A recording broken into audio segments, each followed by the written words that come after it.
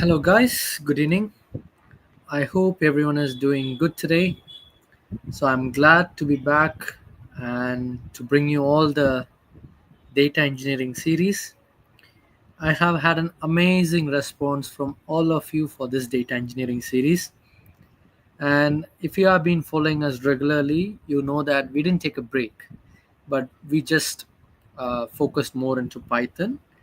And that's why we were learning with our Python series. And if someone is new here, please do check on our Python series as well. We have already released like somewhere around 5 to 6 videos, and we have started from the scratch. So it's more of less like an interview based learning. So it'll be very beneficial to you. So do check on that. And then this is our data engineering series. And thank you all for amazing response. I'm really grateful for all this because I didn't expect when I started this I would get such an amazing response. And the core reason being my priority wasn't about the views, but it was more about knowledge sharing. So I want to make sure that the knowledge I've gained from the industry and especially within the data domain, I want many people who want to get into the industry because there are a lot of people who are aspiring to become a data engineer, but it's still it's the education is not accessible in a very easy way. So I find this medium, the YouTube medium, to be very very beneficial to our company's cause as well. So at Data Valley we believe that education is something that need to be provided to all individuals so that they can become brighter in their career, in their lives, in whatever aspects they are looking for. So without further talk, let me introduce the company. We are Data Valley, and we are the fastest growing edtech company of 2025. If you haven't checked on our channel, go visit our website. You'll be having a good idea about what we do and how we can help you to become better in your career. And do follow our Data Valley Tamil and Telugu channel as well because we provide regional based learning as well. And talking about Data Valley INC, this channel, if you like this content, feel free to give a thumbs up. And if you have any questions, drop your questions in the comment section and do share it with your friends who are aspiring to become a data engineer. So this will be very beneficial to them. And that's it for today. So we will jump to our video. And myself, Franklin, I have almost 3+ years of experience as a data engineer. And you all know that what you have to do. Grab your notebooks, grab a cup of coffee, and make sure that you pay attention for at least next 45 to 1 hour. This is very important video today because these are certain things people generally don't teach. These are general things where people don't pay much attention. But you might be a pro data engineer or you might be trying to become a data engineer, but these are real time and in demand industry questions which you'll be practically using in your workplace.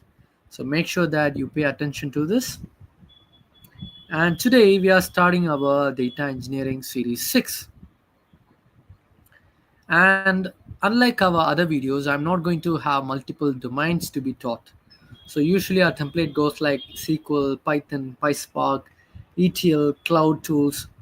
But today I just want to cover SQL and Python and make sure that you pay so much attention to all of these because these are very crucial not only for your interview but even if you're in your workplace. All right. So the first question for today is, how do you use common table expressions for recursive queries? What do you mean by recursive queries? So recursion means looping. Recursion means something that you do again and again. It's a process of iteration, right? So how do you use common table expression? So what is a common table expression? If you have been following our videos, you'd be pretty much sure about it. So common table expression is a form of creating a temporary table, right? So you use CTE to make a temporary table. So instead of having a physical table and then querying it, you create a temporary table. So that is how you use CTE. And talking about recursive queries, so from the question you can try to get a bit of an idea. So you want to run a query which is a recursive query, and you want to use a common table expression. By using both of these, you want to benefit from that. So how do you benefit? What benefit do you get? And how do you use it? So that's all we are going to cover in our first question. So by definition, recursive common table expressions in SQL allow for the execution of a query repeatedly. That's what recursion means, right? So a query is going to be executed repeatedly, referencing its own output in subsequent iterations. So whatever the output that you're getting, you're going to iterate through it, and from that output you're going to get another iteration as well. And this is particularly useful for handling hierarchical data such as organizational charts or bill of materials, and for generating series. So what do I mean by hierarchical data? So for example, if you consider a school, how does an hierarchy work out there? You'll be having a correspondent, and then under him you will be having a principal. Under the principal you'll be having an headmaster or a headmistress, and then under headmaster you'll be having your staffs, and under the staffs you'll be having your students, right? So your hierarchy goes from your top to your bottom. Similarly, to handle those kind of hierarchical data or organizational charts, you use recursive queries along with your common table expressions. First, let's see the structure of our recursive CTE. The recursive CTE consists of three main parts. The three parts are: you have an anchor member, you have an recursive member, and then you have an termination condition. So what are these three parts? So the anchor member is the initial or the non-recursive part of the query. So what do I mean by initial and non-recursive part? So in a recursive CTE, as I said earlier, you have two members called the anchor member and the recursive member. To give you a broad idea, so anchor member is where your loop begins from, your iteration starts from. But once it has been started from your anchor member, it is further looped to your recursive member, and the iterations happen in your recursive member. And then for each recursion, you get an output, and this output must meet within particular termination condition. And as long as the output hasn't met your termination condition, the iteration keeps on continuing with your recursive member. So this is how your recursive CTE functions. And as I said earlier, this is where your initial and your non-recursive part of your query is, which is our anchor member. This has our base result from where our recursion begins, and it does not reference the CTE itself. So what do I mean by it does not refers to the CTE? So in the anchor member, you're going to run an SQL statement, and you're going to have certain columns defined from your table. And this table is from the initial table or your original table, but not your CTE table, because CTE table is something of an temporary table that you create for your recursion. So this recursion, because recursion is not happening in your anchor member, it doesn't use your recursive table.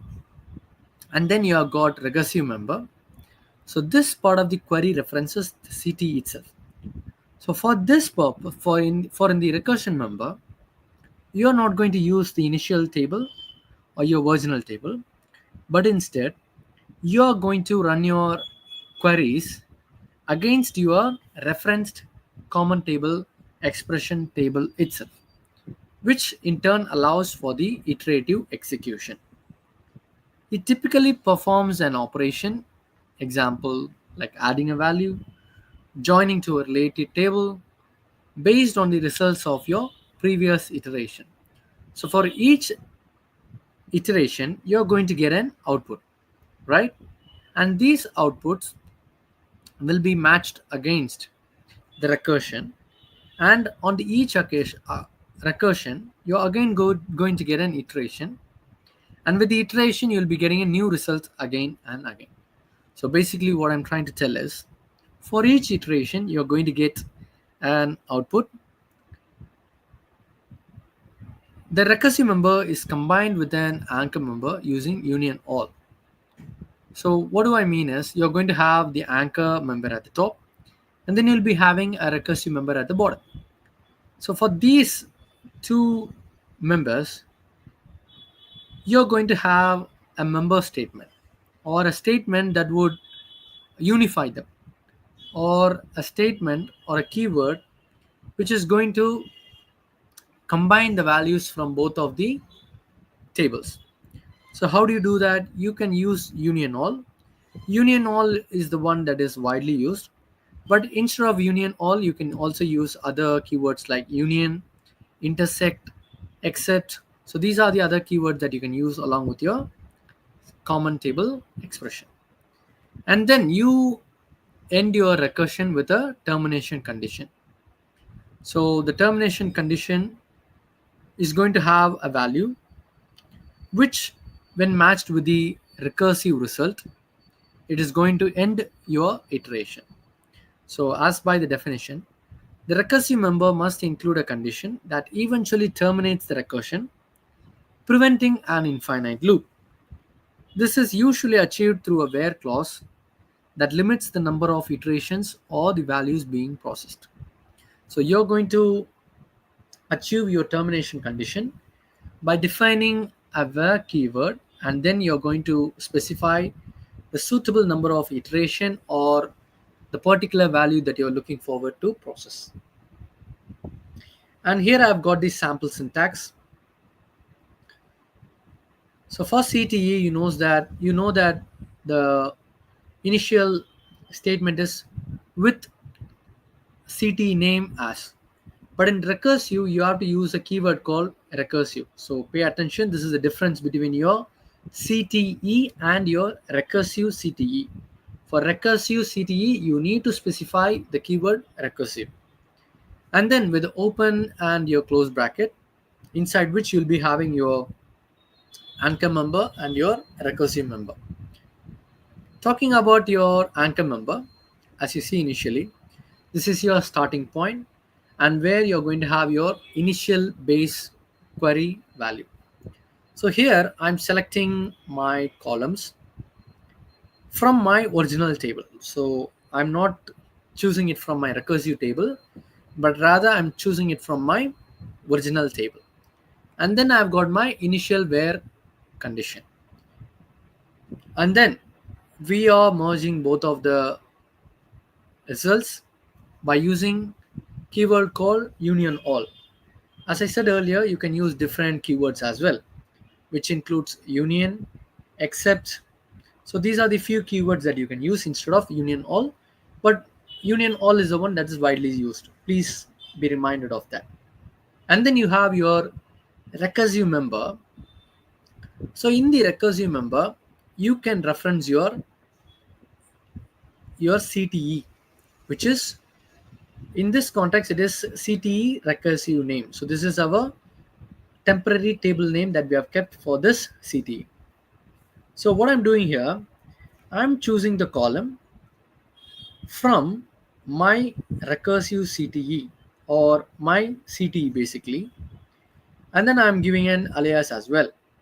Okay, and then I'm running here a join function, and for joining I'm using a different table that is not of my original table or my CTE table. So I'm trying to combine it with a different table called another table.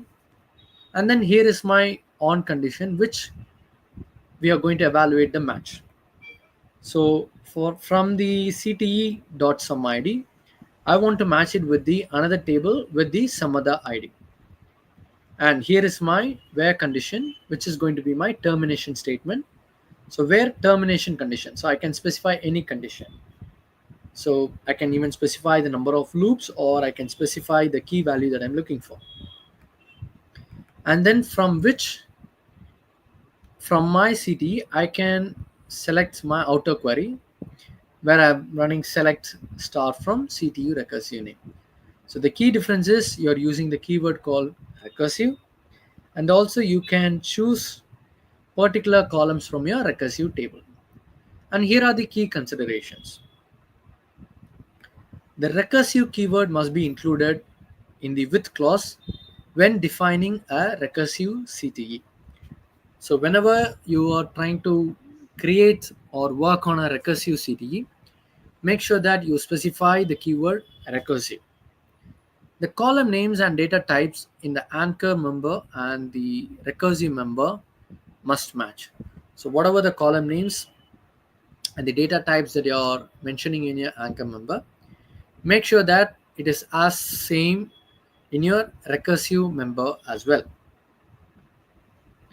The recursive member must eventually produce an empty result set to terminate the recursion. So what do I mean?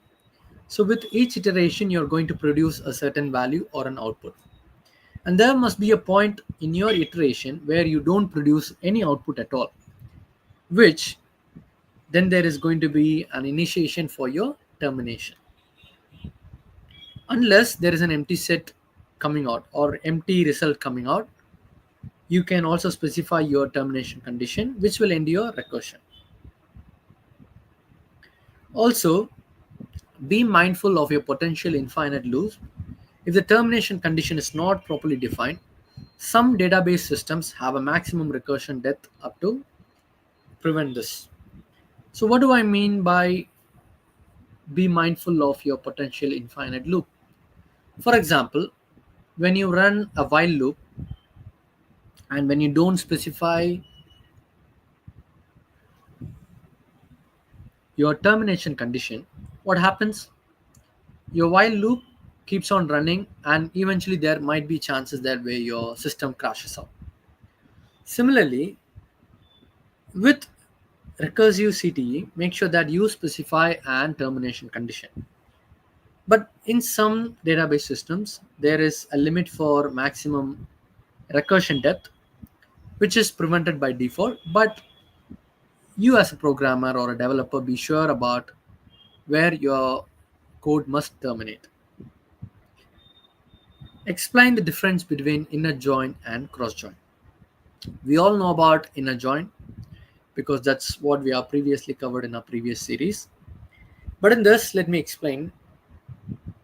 And here, what we are discussing is the difference between the inner join and cross join. So, talking about inner join, what do you do in an inner join?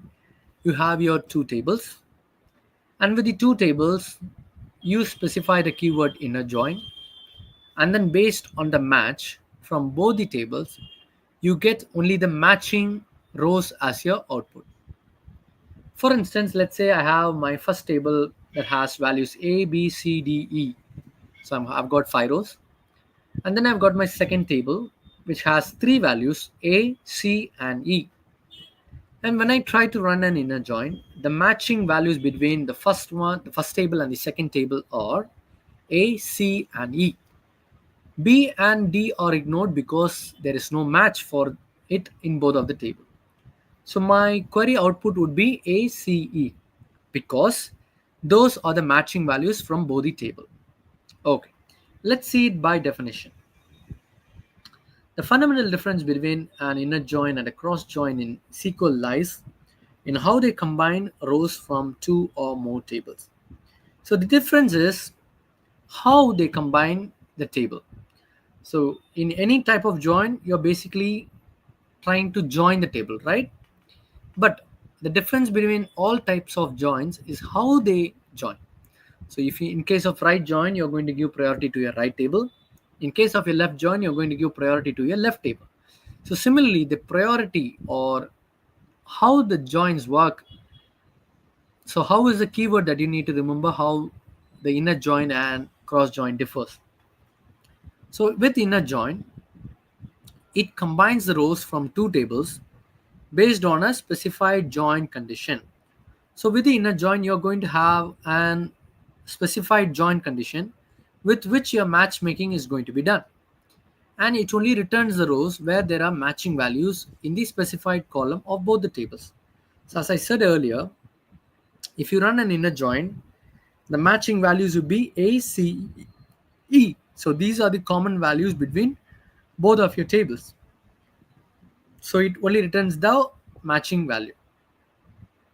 It effectively represents the intersection of two tables based on the join condition. So it is an effective representation of an common intersection of the two tables. All right. So I've got a sample syntax here. So I'm running a select statement against. So I've got my original table, the employees. So with which table I want to run a join? Departments table. And then as you can see here, I've got the keyword inner. So remember that you have to specify your inner keyword, and then I'm specifying my matching condition. So I'm specifying on which condition I want you to do a match.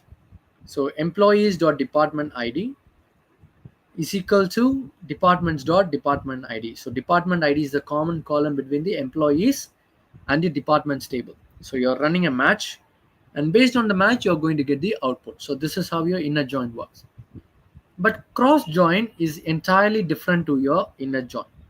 Be sure about it because there are chances that you might be getting this in your interview. So how does a cross join differ from inner join? Okay. First of all, before knowing the difference, I want you to know that there is another name for cross join. The other name is courtesan join. So in the interview, they might ask you, can you explain courtesan join? So you should not be wondering, oh, I followed Franklin's data engineering series and he didn't mention courtesan join. So pay attention. The other name for your cross join is courtesan join. So what do I mean by a cross join or a courtesan join?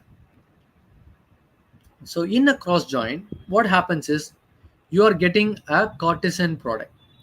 So what do I mean by a courtesan product? I'll come to that later, but just know that you're getting a courtesan product. So whatever the table is involved, you're getting a courtesan product. It combines every row from the first table with every row from the second table, regardless of any matching values. So what do I mean by that? Let's say I'm combining rows from the first table against my second table. Usually in the inner join, you have your matching value, right? Only with your matching value, you try to do your inner join. But with the cross join, your matchmaking doesn't matter at all. So you might have your match, you might not have your match, but it is very irrelevant in the context of cross join, because what's going to happen is you're going to get a courtesan product. You might be asking, okay, bro, what is courtesan product? You haven't explained it yet. Yes, I'm coming to it, but just remember that you're getting a courtesan product. So what happens is, if the first table has A rows and your second table has B rows, the result is A cross B rows. What do I mean by A cross B rows? So the other word is courtesan product. What is a courtesan product again? Okay, now I'll explain that to you. As you see here, let's say I have 10 rows in my first table, and then I've got 5 rows in my second table. So by the formula A cross B, so if I multiply 10 is to 5, it'll be 50 rows. So for a table of 10 rows and a table of 5 rows, my courtesan product would be 50 rows. So courtesan product is nothing but it is all the possible outcomes that you can get for your input value from your table. So no matter, for example, let's say I have 100 rows in my A table and 10 rows in my B table. So my output would be 1000 rows, and those 1000 rows are my courtesan product. Again, you might be wondering, how is that possible that I get 100 rows? Okay, let me make it in a very narrow way so that it is very easier to understand. Let's say I've got my first table with 1, 2, 3 values, and my second table with the values A and B. The Cartesian product would be against A and B, right? So A cross B. So what's happening here is, for my 1 from my first table, I cross it against my A, which is my first value in my second table. So what happens is, let me try to put in the code. So here is my A table, which has 1, 2, and 3.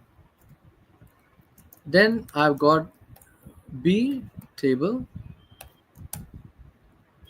which has A, comma B.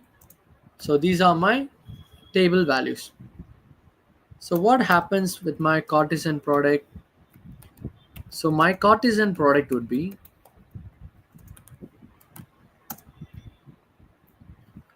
1 A, 1 B, 2 A, 2 B, 3 A, 3 B. So what I'm trying to tell here is that there are chances that you get all the possible outcomes for your value that you are provided. So by definition, A cross B, so A has 3 rows and B has 2 rows. So the outcome should be A into B is equal to 3 into 2, which is 6. So as you see here, I've got 1, 2, 3, 4, 5, and 6 values. So that is your Cartesian product. I've got a table here for you to understand it better. So I've got a table called color and I've got a table called size. Color has 2 values, red and blue, and size has 4 values, small, medium, large, and extra large. So as you can see here, my Cartesian product is going to be all possible outcomes. So for red, I've got small. For blue, I've got small. For red, it goes against medium. Blue, it goes against medium. Red cross large. Blue cross large. Red cross extra large. Blue cross extra large. So A cross 3. So 2 into 4. I must be getting 8 rows as my output. So as you can see here, I've got red small, red medium, red large, blue large, red extra large, and blue extra large. So this is your Cartesian product. Okay, there are few considerations that we must look as well. But before that, let me explain you the syntax as well. So I've got my select statement from colors table and cross join size. So cross is my keyword here. So for inner join, you use inner. For cross join, you use cross. And then importantly, for inner join, you were using the on clause. But with your cross join, you don't use your on clause because you're just creating all possible outcomes irrelevant of your matching or non-matching values. And then I've got what is indexing? How does it benefit the performance? So indexing in database is a technique that significantly improves the speed of data retrieval. So the main first thing first, indexing is a strategy that you use to increase your performance. All right. Okay. Now your question must be, okay, how does it improve your performance? Okay. So it helps you with the faster data retrieval. And now your question must be, okay, how does it improve my speed of data retrieval? Okay. What happens is that it works by creating a separate sorted data structure that allows the database to quickly locate specific data rows without having to scan the entire table. So what happens is that when you try to index a column within a database, It creates a separate, a sorted data structure, and it is stored within your database. And when you try to run a query, what happens is that it tries to locate the specific data rows based on based on the index rather than your full table scan. In short, if I have to explain, we all have the habit of reading books, right? At least let's say you don't have the habit, but in the school you would have used your books. Let's say I need to look for the chapter called Python, and instead of going through each page one by one, what I would do, I would go for my index page, which is going to say that the chapter that you're looking for is in the particular page number. So for instance, let's say I want to access the Python chapter. So it says that Python is located at the page number 30. So I just can go directly to page number 30 instead of going through page by page and looking for, okay, where is the Python chapter. So I hope this is very clear, isn't it? So you use indexing concept as similar in your textbook in your database to retrieve your data faster, because you are providing a way to quickly access the particular data location. Now let's see how does it benefit our performance. First, it helps us with the faster data retrieval. And how does that work? Because when you index, the database can quickly navigate to look for the relevant data. So as we saw earlier, the Python chapter is going to have a certain page number, and by using the page number I can look for the particular data, particular chapter, and it is very easier rather than me going through one page by page. Similarly, instead of a full table scan, what's happening, I know where the location is and I'm going to fetch the data straight from the particular location, with which we are reducing the time needed to process the data, and therefore you're saving your performance and your time. Imagine I have a 500 page book and I want to look for Python. So if I don't have index page, I have to go through each page number, right? But if I have the index, I can go straight. Similarly, with a database, when you have index, instead of going through all your data, or in other words, instead of performing full table scan, you can just go straight to your data by quickly navigating. Second, it improves your query performance. How does it improve my query performance? You all know that it is avoiding the full table scan. Therefore, you're fetching the data straight from the location. So, as on top, let's say I have a 2 GB size of a table. If I'm scanning the 2 GB size of data, it is going to cost me my time and my performance. So, now what's happening here, because I know the location, because my data has been indexed, I can just fetch it directly, therefore improving my query performance. Then it is reducing the resource usage. Okay, let's talk about the resource usage. When you're trying to fetch a data, you initialize your resources, right? You initialize your memory. So all the data is going to be loaded. It has to look for each data or item by item. And now, because I know the location, I'm not doing a full table scan. If I have a 2 GB size of a table scan, imagine the memory or the CPU or the input output usage that would happen to fetch that data. But because I have indexed it, I don't have to do full table scan. I just have to go to the location straight away, fetch the data. Therefore, I'm limiting my resource, therefore reducing my resource usage. Fourth point is enhanced stability, or enhanced scalability. What do I mean by enhanced scalability? Let's say your database, you start with 2 GB data size, and every day with the transactions happening, your data size is going to grow, which in turn is going to increase your database size. No matter what, how your database grows, because you have indexed your particular data, you don't have to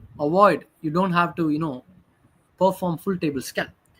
So though my database could grow, which in turn is scaling out, my performance is not compromised because I'm fetching the data wherever I need it based on my indexed values.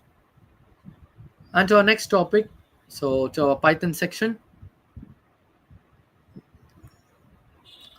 the first question is, what is the role of generators in processing streaming data pipeline? So generators play a crucial role in processing our data pipelines. And especially with the streaming data pipelines, you have to use generators to make sure that your processing is well and good. You don't have any problems. You save your you save your data pipeline being broken. So there are multiple functionalities that you need to work on so that you benefit by using generators. We will list out all those efficiency and our benefits later, but just know that for streaming data pipeline, it helps with the memory efficiency and lazy evaluation process. What is memory efficiency and lazy evaluation? We will talk about that, but for now, to know that your generators help you with the memory efficient and lazy evaluation process. All right.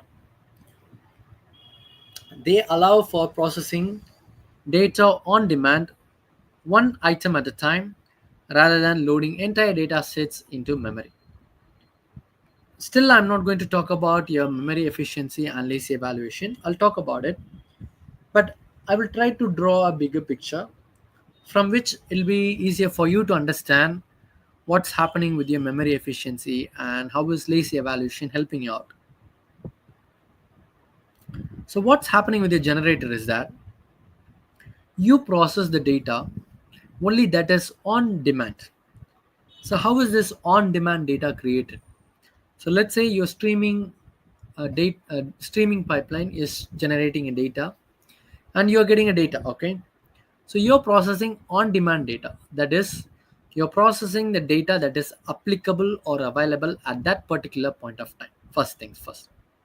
Secondly, though the data is on demand, that is, though there are chances that you might get a large quantity of data at the same time, instead of processing all the data on demand, you're processing one item at a time.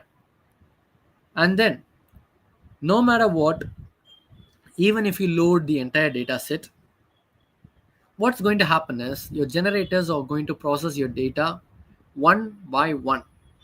So it doesn't load all your data set straight into your memory, but one item at a time.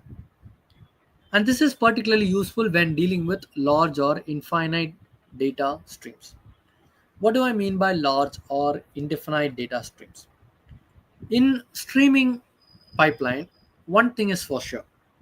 You're not going to get a defined size of data per transaction. So because what happens with the streaming pipeline? There are chances that multiple transactions happen simultaneously. So at the time you might be getting a larger quantity of data, and then sometimes you'll be getting just you know infrequent lower data quantity. So no matter what, you're going to process them one by one. So the size doesn't matter. If it is on demand, doesn't matter. Even if you load the entire data set into your memory, it doesn't matter because you're storing and you're going to process them one by one. Because let's say I'm storing a huge volume of data.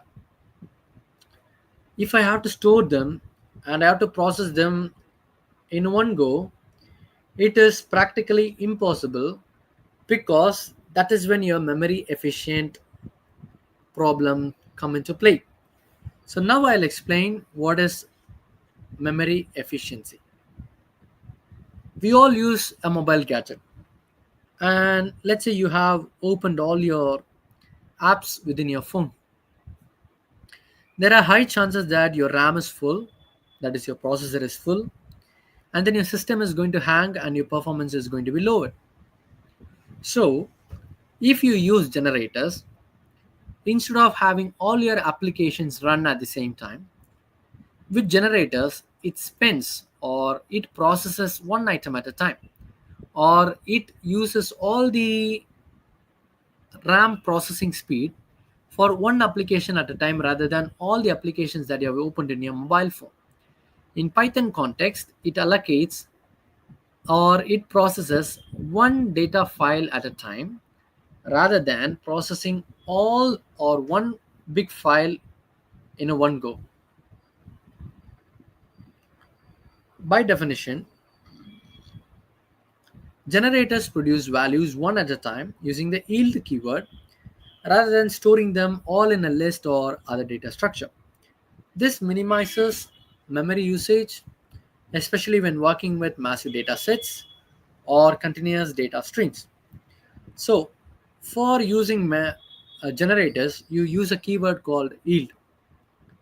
So, what happens with the yield is that you're going to process one value at a time, okay? And then instead of storing them all in your list or in a particular memory or your data structure, you will be processing one step at a time.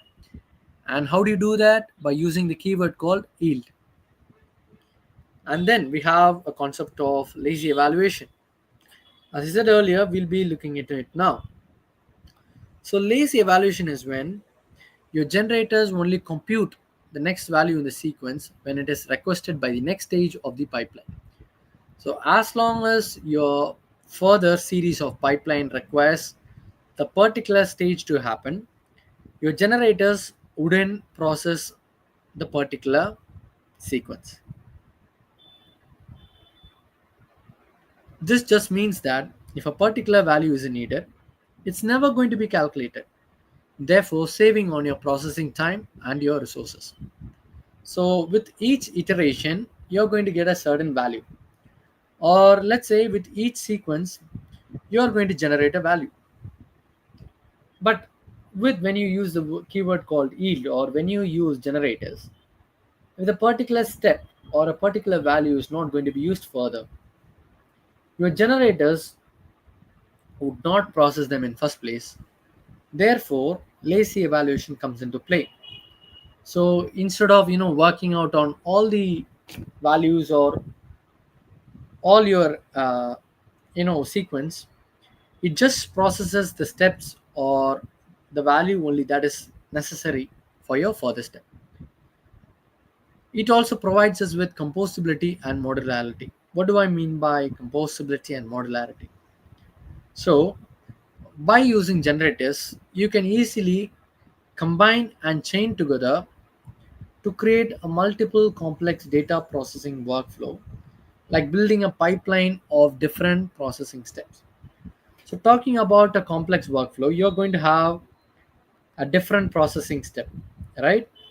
With different processing steps, what you can do is you can use generators to combine and chain all these to create a complex data processing workflow.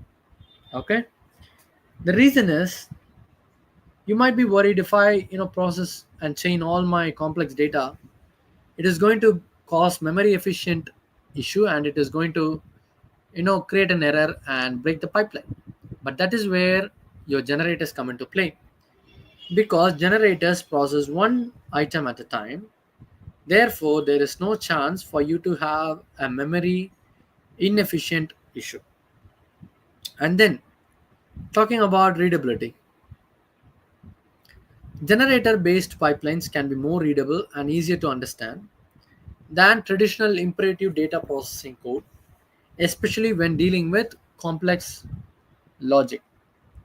So what's happening is, so you're going to get a better readability or better readable feature for your code, because it is not like the traditional imperative data processing code. For example, in your traditional code you might be using words like return, and you have different forms of writing your code.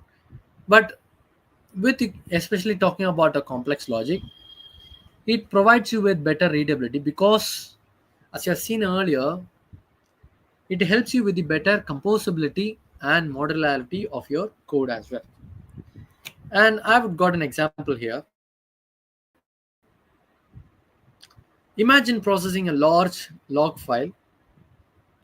Instead of reading the entire file into memory, a generator function can be used to read it line by line. So, as I said earlier, yield is a keyword that you use to process a large log file one by one. So, I've got a code here. So, I've defined a function called read log files. Then I have defined my file path as well. So, that is my argument, which is the file path. And then I'm using my code with open file path as or. So or is going to say that I want to run the code in a read mode. Okay, I want the file in the read mode. And as f is the alias here. So for the file here, okay, for with open file path or as f. So f is my alias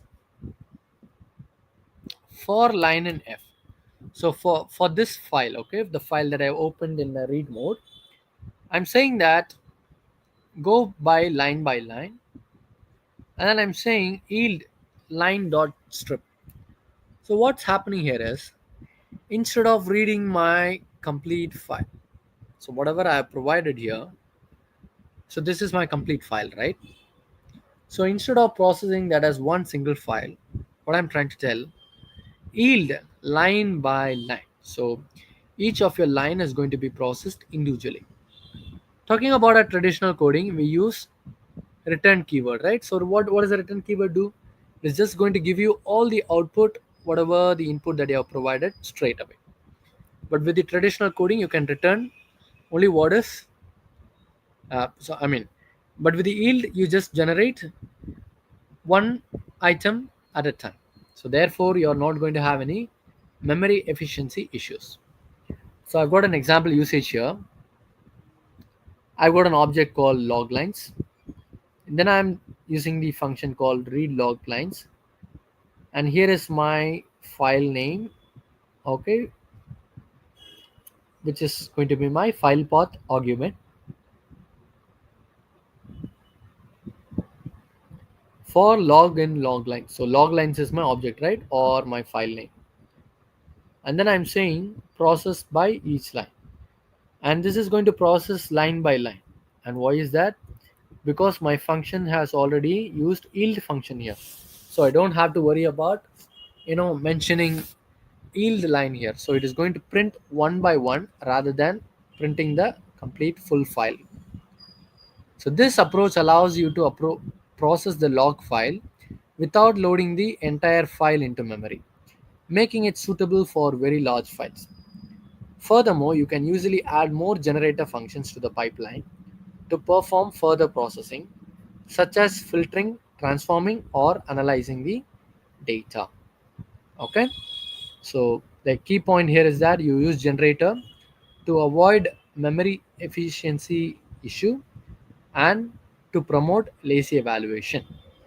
Therefore, you are going to process your file individually one by one rather than forcing the full read and then causing processing issues.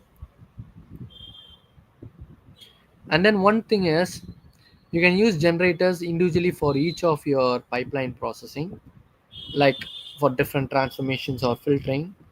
Therefore, you're making sure that your pipeline is consistent and reliable. Okay. And then, how would you handle exceptions in Python ETL workflow and ensure the pipeline doesn't break? So these are the few, you know. Okay, I'll talk about it. But before that, what is an exception?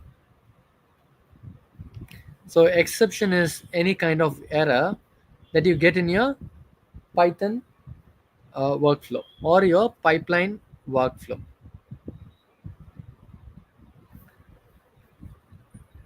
For your Python ETL workflow, there are going to be chances that you will be getting an exception or an error.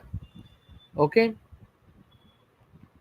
so when an error occurs, what happens is it disrupts your normal workflow or your normal pipeline flow. And exception signals that an error or an unexpected condition has risen, and we are going to handle that unexpected condition or the error that has been forwarded out. Why are we doing that? Why should we handle an error? The reason is very simple, because when the error is not handled out, your pipeline is going to break. So make sure that you handle the exceptions, or in other words, you handle your errors so that you don't break your pipeline. Handling exception in the Python ETL workflow is crucial to ensure pipeline stability and data integrity. So make sure that you implement exceptional handling methods in your workflow so that your pipeline doesn't break and it is stable. The first approach is try except block. We all would be aware about try except block. So try block is going to have your error prone code. Okay, so any code where you expect some kind of errors, so you put that in your try block, and in the except block you mention your error name from which you don't you are exempted, from which your pipeline doesn't break, because you have already specified to your system that when the particular error comes out, I want you to be exemption towards that. Okay, the fundamental approach involves encapsulating potentially error prone code within try blocks and handling anticipated exceptions in corresponding except blocks. Specific exceptions types can be caught to implement tailored recovery logic. A general except block can act as a fallback for unforeseen issues. So when you're going to have an unforeseen issue, or when you're going to have a different kind of errors happening, you put that in your except block so that your code runs smooth without breaking the pipeline. Here I've got a sample try except block code. So my try block is going to have my code which you might have chances of error prone. So once that is tried, then if any error comes out, I want you to go to your except block. So any error that is coming from your try block goes to your except block now. What happens in your except block? For example, there is an except error called as file not found error. So for example, file not found error is when you don't find a particular file in your extract data. So you want to extract data, right? So to extract the data, you need to load the data. For instance, if your file is not present, then it might error out. So to handle it, you can mention except file not found error. So this is going to handle your missing file during the pipeline or your data extraction. Then you have value error. So value error is when, for example, you try to transform a particular value in your data set, and in that you don't have the particular value that you specify. In that case, you specify a value error where the particular error is exempted. So if there is a value error, your error is going to be left out. So you're not breaking your pipeline. And then we have got exception. So for instance, let's say I do not know any errors that is going to happen in my code. In that case, what I can do is I can just put in uh, I can just put in an exception, because this is for any unforeseen or unexpected code. Okay, so I've got a try block. I've got So do not worry about the names I've given for error. For instance, you might even get an attribute error. There are multiple errors that you can find in your Python code. But we will cover about those kind of errors in the future series. But for now, I just want you to know that there are different errors, and these errors must be mentioned in your except block so that your pipeline doesn't break up. And then second way is granular exception handling. So we all learned about try except block, right? So what you can do is you can implement this try except block to different levels of the ETL process. So when you write your ETL code, for each block of code like extraction, transformation, loading, you can put in your try except block individually for each of these functionalities. Therefore, you're isolating the errors and all the failures are isolated, and we are allowing for the pipeline to continue processing our data smoothly. The third strategy would be to log and monitor. So whenever you're trying to run your pipeline, make sure that you implement a logging, and then once the problem is logged, make sure that it is captured for your detailed information about the exception. Why do we need to sorry why do we need to log and monitor those? Because when you monitor, you will get a rough idea about what the problem is and how you can trace it out, and in the future you can try to solve it. So you can try to integrate with the monitoring tools to track what the error is or error rates are, and then you can trigger certain alerts as well. So by this way you are preventing any kind of pipeline breakage. Then you can set retry mechanisms. What do I mean by retry mechanisms? For example, if you have been following a data engineering series, you all would be aware about AWS Glue. What is an AWS Glue? It is a serverless ETL tool, right? Based especially for your AWS ecosystem. You have an option to set your retry numbers. So, for example, if you set 3, and if there is any error happening, it would try thrice before it says that your glue job is a failure. And what are the scenarios your retry mechanisms would be useful? Let's say for transient errors. What do I mean by transient errors? There are errors that would, for a temporary kind of errors. Okay, that's what I mean by transient errors. So, for example, there is a network issue. For example, there is an temporary database unavailability. In that case, you can set your retry logic, and then because you are retrying your logics, there are chances that the reattempts could make sure that your job has successfully ran. So what do I mean by a network issue or a temporary database unavailability? For instance, let's say I want to run a glue job, and while I was trying to initialize, I lost an internet connection. And when my connection is lost, the glue job is going to be failure, right? And when I reconnect, I can just, because there is a retry mechanism, the glue job would run by itself. Therefore, the transient error is kept out. Temporary database issues might come when you know, when you have an auto suspend functionalities for your database.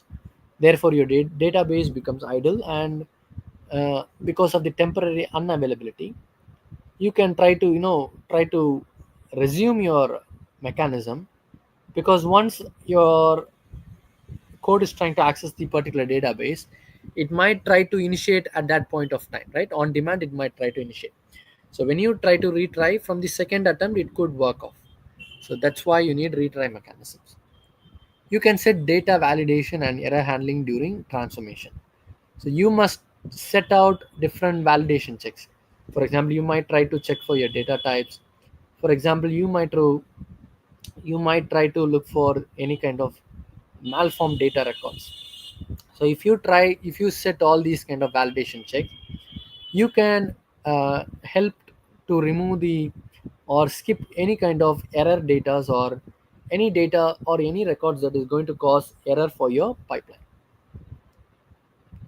And then what you can also do is, whatever the records that cause the error, you can isolate it, or you can put it into a different table for it to be manually reviewed and processed later. Then you have checkpointing and item potency. So what is a checkpointing? Checkpointing is where, let's say you have 1 GB data set, you processed 500 MB, and let's say you had a job failure. And then instead of processing from your first MB, that is your whole table, if you set checkpointing, your file starts processing from the last point where your data was processed. So let's say your 500 MB was processed. So now your data processing is going to start from your 501 MB data.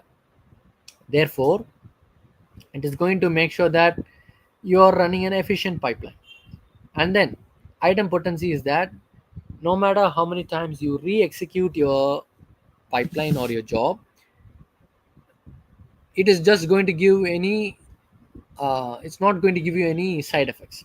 What do I mean by side effects? Let's say I have a table with 10 records, and then I'm loading it into my data warehouse, and when I rerun the ETL job, it shouldn't load the same 10 data again, 10 records again to my data warehouse, because now I'll be having 20 records, but the 10 are duplicates, and I'm supposed to have only 10 records, right? So no matter how many times I re-execute my data, my code, I just want to have just the uh, original or the unaltered original data set. So you have to ensure that you implement checkpointing and item potency. And then we can talk about dead letter queues or error tables. So whenever there is going to be an record that is going to repeatedly cause you certain failures or continuous processing issues, what you can do is you can create a table, okay, for processing, just processing your errored out records. So therefore, you're preventing out any problematic records from breaking your entire pipeline. Then the final strategy would be to implement shutdown and resource cleanup. So we all know about try and except block, right? So try in the try block, you try to run your error prone code, and whatever the error is raised, we put that and we process that in the except block. And on top of this, you can have a block called finally, which in which you can set your code to ensure that resources are handled properly. Talking about resources, you might be having a file, you might be having a database connection established. So why do we need to process it?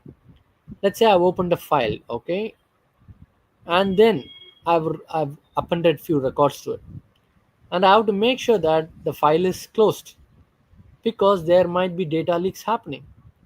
Let's say I have database connection I have established, and if I don't block my, or if I don't shut down my database connection, I'm still going to be prone about my data leaks, right? So there are chances. So make sure that you properly close it. And the best thing about your finally block is that even if there are exceptions happening, what you can do is your finally block runs. Therefore, you're preventing any kind of resource leaks. So make sure you do a graceful shutdown, and all your resources are cleaned up properly by combining all these strategies. So it's not just that you can just implement one strategy, you can combine multiple strategies, and you can build a reliable, stable, effective ETL pipeline. All right, so these are the strategies one must follow to make an efficient pipeline that doesn't break. All right, so we have detailedly seen 5 questions today, right? How do you handle exceptions? And then we earlier saw about the usage of generators, and then we saw a few SQL code as well. So we learned about the recursive CTEs, and then okay, my code is stuck for some reason. Okay, that's fine. So we learned about the recursive CTEs. Then we learned about the indexing strategy. Then we also learned about the difference between the inner and your cross join. And I hope this session was very helpful to you. So if you haven't checked out on our website. Do follow us at datavalley.ai. That is our website, and you can have a look on how we can help you with your career. And important thing is we provide learning in multiple domains, so it's not just data engineering. We have streams of learning across data analytics, data science, ethical hacking, Java, Selenium, Python, C++, Java. So we teach multiple domains and multiple technologies as well. A full stack developer, mun stack developer, UI and UX designing. So do have a check on those as well. And if you haven't liked this video, drop your like. Do click on the bell button so that you don't miss on the regular updates. If you know of any fellow friends who are trying to become data engineers or aspiring to be, and if they are preparing for the interviews, feel free to share it with them so that they might find it useful as well.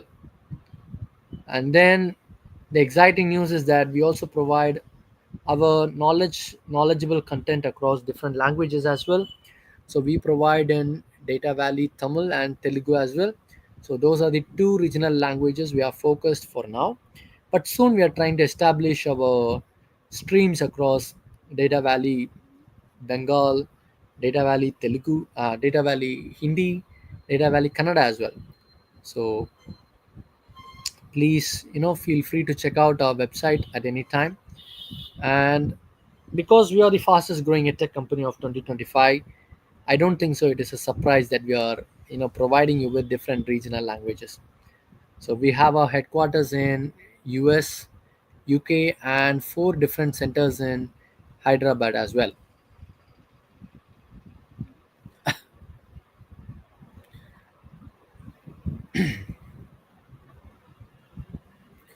So that is all for today. I hope this session was very helpful to you. Feel free to give a ring to our colleagues at Data Valley. They will check up with you and they will make sure that how they can benefit you and help you with your career goals. So that is all for today. Thanks for watching this video. I hope this video was very useful to you. And this is Franklin signing off. Thank you. Hope you all have a great day. Bye bye. Take care.